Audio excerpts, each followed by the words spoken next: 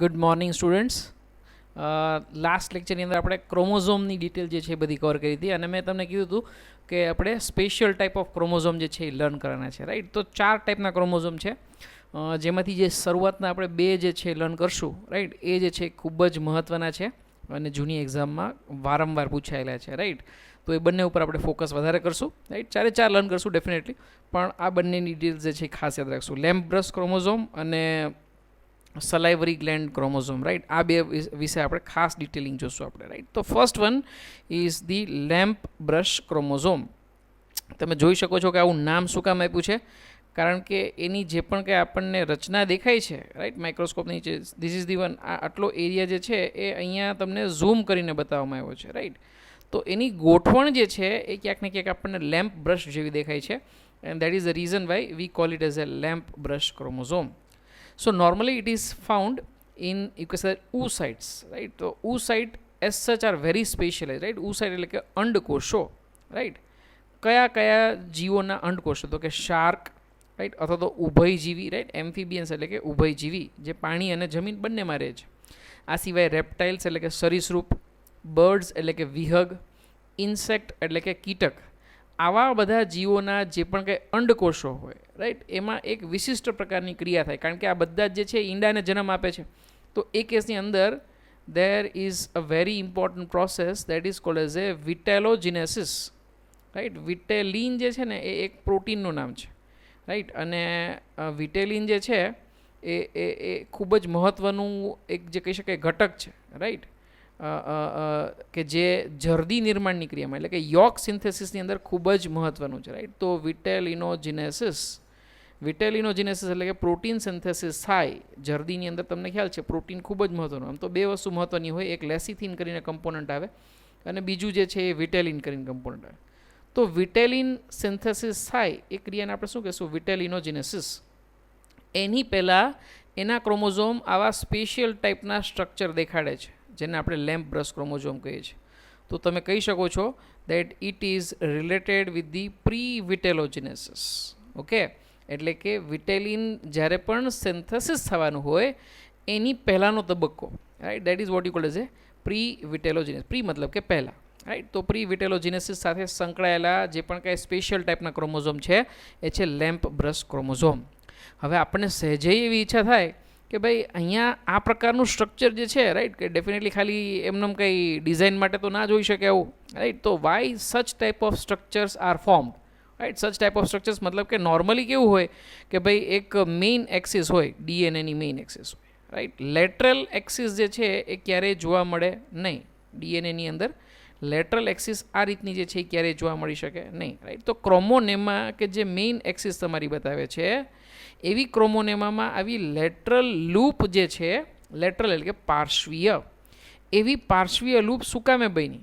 તો સીધી વસ્તુ છે, આપણને અહીંયા દેખાય છે કે સરફેસ એરિયા વધારવા માટે જ્યારે પણ પ્રોટીન સિન્થેસિસની વધારે જરૂર હોય, રાઈટ. કારણ કે અંડકોષની અંદર જ્યારે પણ જરદી નિર્માણની ક્રિયા કરવાની હોય તો ખૂબ જ ટૂંકા સમયની અંદર પ્રોટીન ઘણું બધું ઉત્પન્ન કરવાનું હોય, રાઈટ. આમ તો ઓછો સમય તો નહીં, કારણ કે આપણે જોશું વિશિષ્ટ રીતે આવા અંડકોષો જે છે એ લાંબો સમય સુધી ડિપ્લોટીન તબક્કાની અંદર રહી શકે છે, આપણે જોશું હમણાં. અને એ કેસની અંદર વધારે પ્રોટીન સિન્થેસિસ કરવાનું હોય તો સીધી વસ્તુ છે કે એરિયા પણ વધારે જોઈએ, રાઈટ. જો એરિયા વધારે જોતો હોય તો આવી લેટરલ લૂપ જે છે એ જે છે એ તમને જોવા મળી શકે છે, રાઈટ. તો you can just see that main axis ક્રોમોનેમામાં જે જોવા મળે છે એ સિવાય જે તમારી સાઈડમાં એટલે કે લેટરલ લૂપ જે છે એ અહીંયા જોવા મળે છે. અને આવી લેટરલ લૂપ જે છે, કારણ કે પ્રોટીન સિન્થેસિસ કરવાનું હોય છે માટે જે છે એ ખાસ કરીને ગોઠવાય છે, રાઈટ. તો મેઇન એક્સિસ અને લેટરલ એક્સિસ બંને જે છે એ શેની સાથે સંકળાયેલા છે?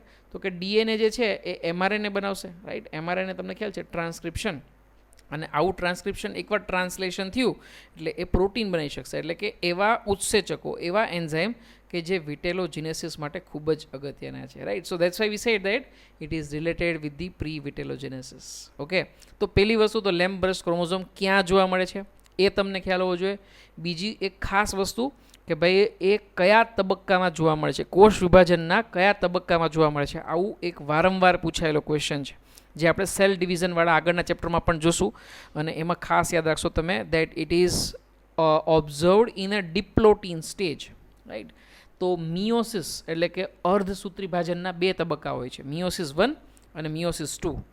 અને એ મિયોસિસ 1નો સૌથી પહેલો તબક્કો એટલે કે પ્રોફેઝ, રાઈટ. તો પ્રોફેઝ 1ની અંદર અલગ અલગ 5 તબક્કા હોય. હવે અત્યારે તમારા માટે કોરિલેટ કરવું થોડુંક અઘરું થશે, પણ એટલું તમે યાદ રાખો કે પ્રોફેઝ એટલે આપણે જોયું હતું ગયા લેક્ચરની અંદર 4 તબક્કા હોઈ શકે, પીમેટ, પ્રોફેઝ, મેટાફેઝ, એનાફેઝ અને ટેલોફેઝ, રાઈટ. આવા 4 તબક્કા હોઈ શકે, રાઈટ. તો આ પ્રોફેઝ જે છે ને એની અંદર ફરી પાછા 5 તબક્કા આવશે, રાઈટ. પ્રોફેઝ ખૂબ જ લાંબી પ્રક્રિયા છે અને એક કેસની અંદર 5 અલગ અલગ તબક્કા. જ્યારે અર્ધસૂત્ર વિભાજનની વાત કરીએ ત્યારે, ઓકે, તો પ્રોફેઝની અંદર 5 તબક્કાની અંદર લેપ્ટોટીન, ઝાયગોટીન, ડિપ્લોટીન, ડાયકાઇનેસિસ, રાઈટ. આવા જે છે એ તમારા 5 અલગ અલગ તબક્કા જે છે એ આવશે, રાઈટ. 5ની અંદર કદાચ 4 જ નામ બોલો, ફરી પાછો બોલી જાઉં છું. લેપ્ટોટીન, રાઈટ. પછી આવશે તમારું ડાયપ્લોટીન, રાઈટ. પછી આવશે પેકિટીન, ઝાયગોટીન, રાઈટ.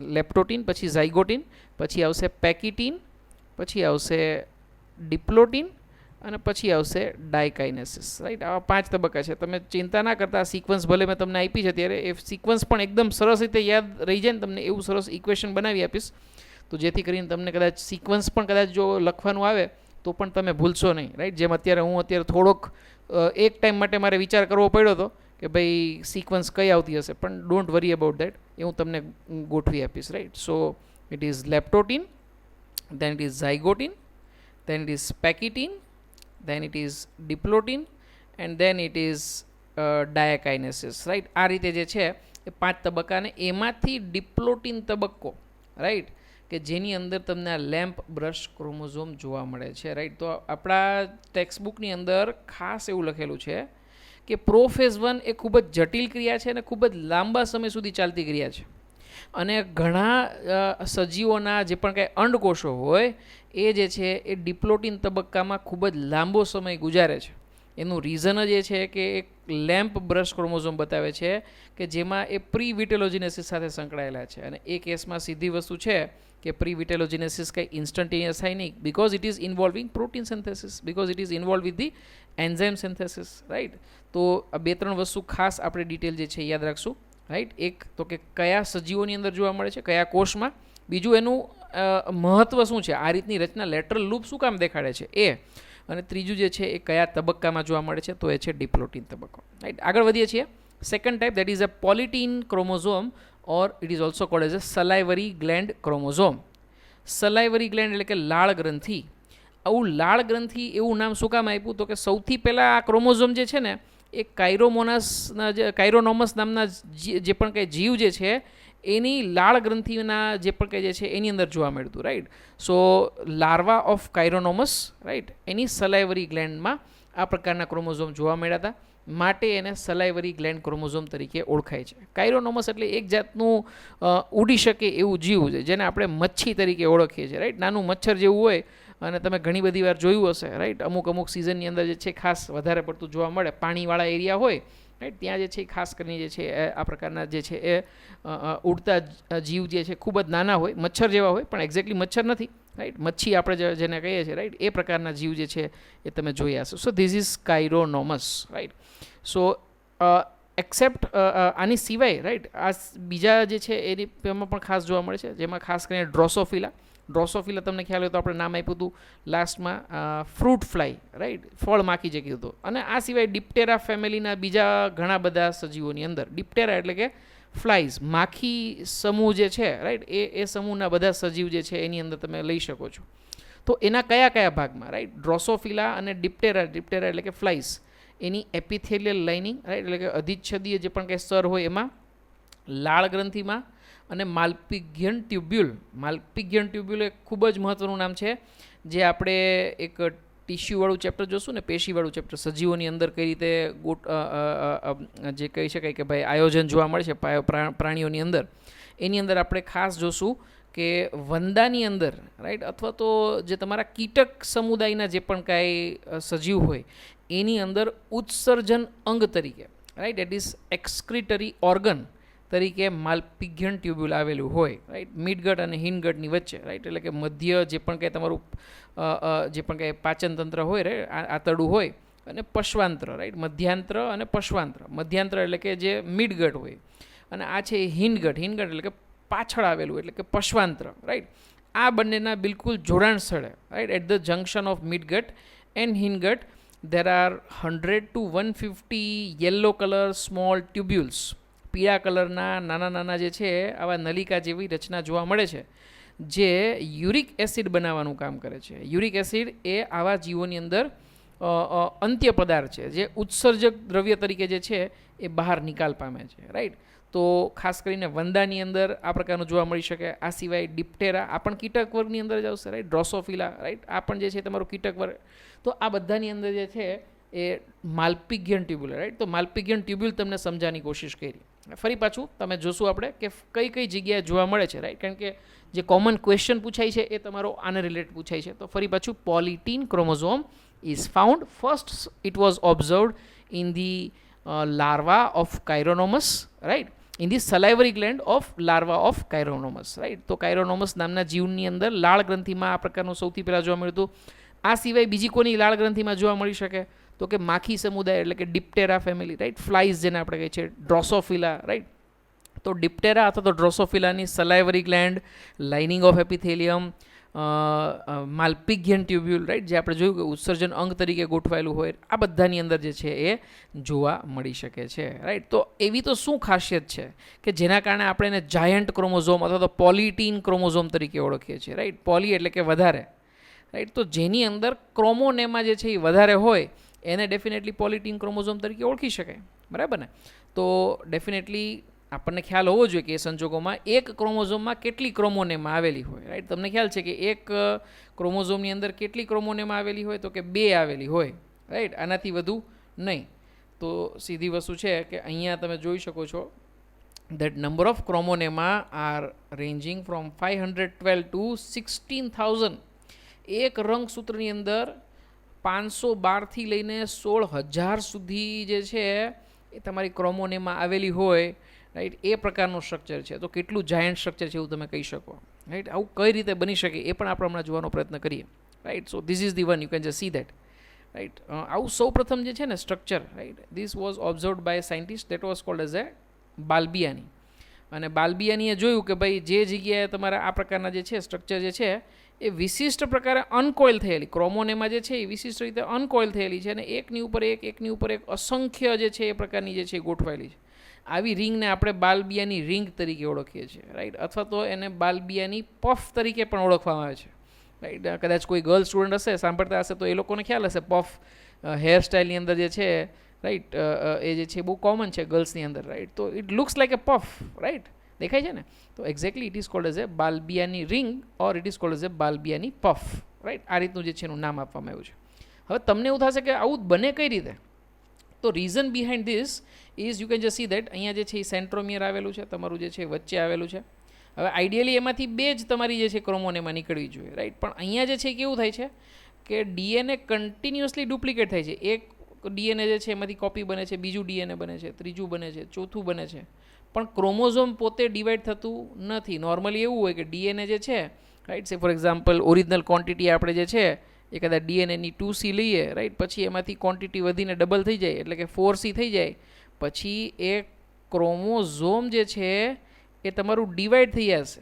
2 અલગ અલગ ક્રોમેટિડ જે છે એ 2 ડોટર સેલમાં અલગ અલગ જશે, અને એ અલગ અલગ સેલમાં જશે. દરેક ક્રોમેટિડ જે છે એ સેલની અંદર એ પોતે અલગ ક્રોમોઝોમ તરીકે બિહેવ કરશે, right. So this is original quantity. Daughter સેલની અંદર પેરેન્ટ સેલની જેટલું જ ડીએનએ થશે, રાઈટ. તો ડેફિનેટલી અહીંયા પહેલાં ડબલ થયું, પણ એ ડબલ થયું પછી કેવું થયું? ઇક્વલ થઈ ગયું, રાઈટ. કારણ કે ક્રોમોઝોમ પોતે ડિવાઈડ થાય. હવે અહીંયા થાય છે એવું કે ડીએનએ ડબલ થયા રાખે છે, પણ ક્રોમેટિડ્સ ડિવાઈડ થતી નથી. This is called as a endo reduplication process. Endo મતલબ કે અંદર, within what? Within chromosome. There is a reduplication process, મતલબ કે ડીએનએ સતત ને સતત જે છે એ રેપ્લિકેશન થાય છે, એ સ્વયંજનન પામે છે. પણ ત્યારબાદ ડીએનએ સ્વયંજનન થયા પછી જે પણ કંઈ એનું અહીંયા થતું નથી. આવું નથી થતું એનું કારણ ડીએનએની જરૂર વધારે છે. વધારે ડીએનએ હશે તો વધારે એમઆરએનએ બનશે, અને વધારે એમઆરએનએ હશે તો સીધી વસ્તુ છે પ્રોટીન વધારે બનશે. તો ફરી પાછું જલ્દી નિર્માણની ક્રિયા અથવા તો એવી તમામ ક્રિયાઓ કે જેમાં પ્રોટીનની જરૂરિયાત વધારે હોય ત્યાં આ પ્રકારનું ક્રોમોઝોમ તમને જોવા મળી શકે. ફરી પાછું નિમ્ન સ્તરના જે પ્રાણીઓ હોય ત્યાં જ આ પ્રકારનું જે છે સલાઇવરી ક્રોમોઝોમ અથવા તો પોલિટીન ક્રોમોઝોમ જોવા મળે છે, એ સિવાય જોવા મળતું નથી. રાઈટ, અહીંયા ખાસ તમે જોઈ શકો છો કે મેં બેન્ડ બતાવ્યા છે અલગ અલગ ડાર્ક અને લાઇટ. એ જે છે એ ખરેખર ફ્યુઅલજન પોઝિટિવ અને ફ્યુઅલજન નેગેટિવ રિજિયન બતાવેલા છે. યાદ આવે છે તમને ફ્યુઅલજન નામનું અભિરંજક આપણે ક્યાંક ને ક્યાંક આગળ ડિસ્કસ કર્યો હતો. What do you mean by this? Feulgen જો એને અભિરંજિત કરતો હોય તો એ શેની પ્રેઝન્સ બતાવશે? Yes, it is DNA. Right, Feulgen જે છે એ ડીએનએને સ્ટેઇન કરવા માટે, અભિરંજિત કરવા માટે જે છે એ વપરાય છે. તો જે જગ્યાએ ડીએનએ હશે ત્યાં તમારું અભિરંજક જે છે એ લેશે, જ્યાં નહીં હશે, જ્યાં બીજા બધા પ્રોટીન આવેલા હશે ત્યાં ફ્યુઅલજન જે છે તે લાગશે નહીં. તો બે અલગ અલગ રિજિયન જે છે તમને અહીંયા આ રીતે બતાવેલા છે. Right, so how do they અકર? Definitely we have learned that there is a repeated division of chromosome without centromeric or nuclear division. મતલબ કે ક્રોમોઝોમનું ક્રોમેટિડમાં જે તમારું સેપરેશન થવું જોઈએ થતું નથી. સચ પ્રોસેસ ઇઝ કોલ્ડ એઝ એન્ડોમાઇટોસિસ. આપણે માઇટોસિસના પ્રકાર નેક્સ્ટ લેક્ચરની અંદર કદાચ કાં તો એની પછીના લેક્ચરમાં સ્ટાર્ટ કરવાના છે. સેલ ડિવિઝન આપણે સ્ટાર્ટ કરવાના છે માટે. તો ડેફિનેટલી માઇટોસિસ એટલે કે સંભાજન, પણ કેવું તો કે અંદર ને અંદર ક્રોમોઝોમમાં દેટ ઇઝ કોલ્ડ એઝ એન્ડોમાઇટોસિસ. અથવા તો સૌથી બેસ્ટ મેં તમને કીધું કે ડીએનએ રેપ્લિકેટ થાય છે, that is reduplication, that is endo reduplication process. Okay, so repeated replication of DNA strand, right, that results in such type of an polytene chromosome. Right, કારણ કે સેન્ટ્રોમિયરનું ડિવિઝન થતું નથી, તો એ કેસમાં રંગસૂત્રિકાઓ જે છૂટી પડવી જોઈએ એ પડતી નથી. આ રીતે તમે સમજી શકો છો. બરાબર, તો ક્લિયરલી તમે ઇન્ટરફેઝની અંદર જોઈ શકો છો. રાઈટ, આંતરાવસ્થાની અંદર. અને તમને ખ્યાલ છે કે ડીએનએ સિન્થેસિસ હંમેશા કયા તબક્કામાં થાય? રાઈટ, ઇન્ટરફેઝનો એસ તબક્કો. રાઈટ, તો ઇન્ટરફેઝમાં કદાચ કોઈ પૂછે અલગથી તો ડેફિનેટલી ઇન્ટરફેઝમાં પણ એસ ફેઝની અંદર કે જ્યારે ડીએનએ રેપ્લિકેશનની પ્રોસેસ ચાલુ હોય ત્યારે જે છે એ બહુ ક્લિયરલી જે છે એ જોઈ શકો છો. રાઈટ, આની પહેલાંનું આપણે જોયું હતું ક્રોમોઝોમ, એના માટે કયો તબક્કો જોયો હતો? પહેલાંનું ક્રોમોઝોમ કયું હતું? પહેલાં તો એ મને કહો. હા, લેમ્પ બ્રશ ક્રોમોઝોમ. જો કદાચ સામે હોત ને તમને તો તમને પૂછીને જે છે એ યાદ રખાવી દે. એટલી બધી વાર તમને જે છે એ જે છે હું તમને રિવાઇઝ કરાવત. રાઈટ, બટ ડેફિનેટલી એટલી બધી વાર એટલે કે એક કે બે વાર. Right, but in that sense definitely તમને યાદ રહેવું જોઈએ. That is more important. Fine, so it was lamp brush chromosome. અને લેમ્પ બ્રશ ક્રોમોઝોમ જે છે એ કયા તબક્કામાં જોવા મળે છે? અર્ધસૂત્રી વિભાજનના પ્રોફેઝ 1ના ડિપ્લોટીન તબક્કાની અંદર. Okay, so diplotin or diplotin, whatever you say, right? So pronunciation could be different, but then in that case Lamb-Brush chromosomes could be seen, while in this case polytene chromosomes can be seen in interphase. Right, Balbiani ring puff, definitely we have identified. જે પણ કંઈ enlarge area હતો, right, અમુક જગ્યાએ તમને જોયું હતું તમે કે જ્યાં અનકોઇલિંગ ઓફ ક્રોમોનેમા જે છે તમને આઈડેન્ટિફાઈ થતી હતી. Right, and this uncoiling was to increase the surface area. So definitely જ્યાં પણ પ્રોટીન સિન્થેસિસને રિલેટેડ આવે ત્યાં જ આવા સ્પેશિયલ ટાઈપના ક્રોમોઝોમ તમને જોવા મળી શકે છે. બરાબર ને? So this is all regarding the polytene chromosome. Next one is super numerary chromosome. Right, અથવા તો જેને આપણે કહીશું એસેસરી ક્રોમોઝોમ. રાઈટ, એસેસરી મતલબ કે ઓરિજિનલ હોય ને એની કરતાં એક વધારે. રાઈટ, તો definitely it is super numerary. Right, એટલા માટે એનું નામ એવું આપ્યું છે કે ભાઈ સુપર ન્યુમેરી ફિગર જે છે એ તમારું આપ્યું છે. અથવા તો જે તમારો નોર્મલ ક્રોમોઝોમનો સેટ છે એને આપણે એ ક્રોમોઝોમ કહીએ છીએ, તો આ એક એક્સ્ટ્રા આવ્યો એટલે આપણે શું કહીશું? બી ક્રોમોઝોમ કહીશું. Right, so that is what is bin explained here કે અમુક વનસ્પતિઓમાં અને પ્રાણીઓની અંદર એક એડિશનલ ક્રોમોઝોમ જે છે એ ઘણીવાર જોવા મળે છે. રાઈટ, અને આવો એડિશનલ ક્રોમોઝોમ જે છે જે નોર્મલ નંબર કરતાં વધારે છે, ફોર એક્ઝામ્પલ 46 છે આપણા રંગસૂત્ર, તો એની કરતાં એક વધારે 47. આપણી અંદર તો આવો સુપર ન્યુમરી ક્રોમોઝોમ જનરલી જોવા નથી મળતો, પણ સમજી લો કે અમુક પ્લાન્ટ કે અમુક એનિમલ્સ છે એની અંદર જોવા મળી શકે છે. ફોર એક્ઝામ્પલ બટરફ્લાઇઝ જે છે અમુક એની અંદર આવું જોવા મળી શકે. રાઈટ, તો સુપર ન્યુમરી ક્રોમોઝોમ શું કામે જોવા મળે? તો કે ઇકોલોજીકલ એડેપ્શન કરવાનું હોય. રાઈટ, તો એ સંજોગોમાં વિશિષ્ટ રીતે જે છે એ એવા સજીવ જે છે એ પોતાના શરીરની અંદર એક વિશિષ્ટ રૂપે એક જે છે એસેસરી ક્રોમોઝોમ જે છે એ બતાવે છે. આવા ક્રોમોઝોમ જનરલી ઇનર્ટ હોય છે, હેટરોક્રોમેટિક હોય છે, એટલે કે જલ્દીથી ટ્રાન્સક્રાઇબ થતા નથી, અને સ્મોલ સાઇઝના હોય છે. રાઈટ, પણ definitely they are important for the adaptation. Right, ecological adaptation to the organism. Right, પણ કંઈક વસ્તુ આપણને મળે તો કંઈક ગુમાવવાનું આવે. રાઈટ, તો જ્યારે પણ આવું અલગ એક્સ્ટ્રા ક્રોમોઝોમ કદાચ જોવા મળે તો એ કેસમાં એવા સજીવની ફર્ટિલિટી, રાઈટ, એટલે કે પ્રજનન કરવાની ક્ષમતા જે છે એ ઘટી જાય છે. એ સિવાય ફિઝિકલ સ્ટ્રેન્થ પણ ઘટી જાય છે. રાઈટ. તો જ્યારે પણ સર્વાઈવ કરવાની વાત આવે કે ભાઈ જીવન ખાલી ચલાવવાનું છે એવી વાત આવે તો એ સંજોગોમાં આવા કદાચ જે છે એ લોકોએ જે છે કદાચ જે કહી શકાય કે ફેરફાર જે છે એ શક્ય કરવા પડે છે, રાઈટ. ફિઝિકલ સ્ટ્રેન્થને ગુમાવીને, ફર્ટિલિટી ગુમાવીને પણ જીવન જે છે એ આગળ વધારવું પડે છે, right. So such chromosomes are called as a super numerary chromosome, right. And the last one is isochromosome, right. Isochromosome જે છે, આઇસોનો મતલબ શું થાય? Same, right. અને ક્રોમોઝોમનો મતલબ થશે ડેફિનેટલી રંગસૂત્ર. જે પણ કે તમારા સેન્ટ્રોમિયરથી ડિવાઈડ થયેલા હોય ને બે આર્મ્સ, એ એક્ઝેક્ટલી જે છે એ સેમ હોતા નથી, એ હંમેશા અલગ અલગ હોય, રાઈટ. અલગ અલગ જીન્સ બતાવે. હવે સમજી લ્યો કે કદાચ કોઈ સંજોગોમાં આવો એક આખો જે પણ કંઈ આર્મ હતો એ કંઈક સંજોગોના કારણે લોસ થઈ ગયો છે, તો એ સંજોગોમાં આ બીજો જે આર્મ હતો એ પોતાની કોપી બનાવશે, રાઈટ.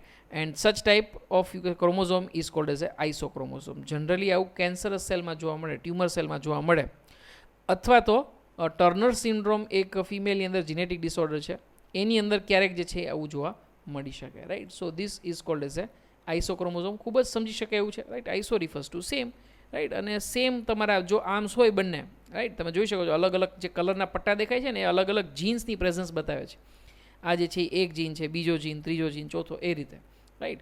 તો એક આર્મ લોસ થઈ ગયો તો એના બદલે બીજી મિયર કોપી જે છે તમારી સેમ કોપી જે છે બનાવશે. such a case it is called as a isochromosome. So with this we have completed all types of chromosome. આપણે 4 ટાઈપના ક્રોમોઝોમ જોયા, જેમાંથી પહેલા બે જે છે એ ખૂબ જ અગત્યના અને ખાસ યાદ રાખશો.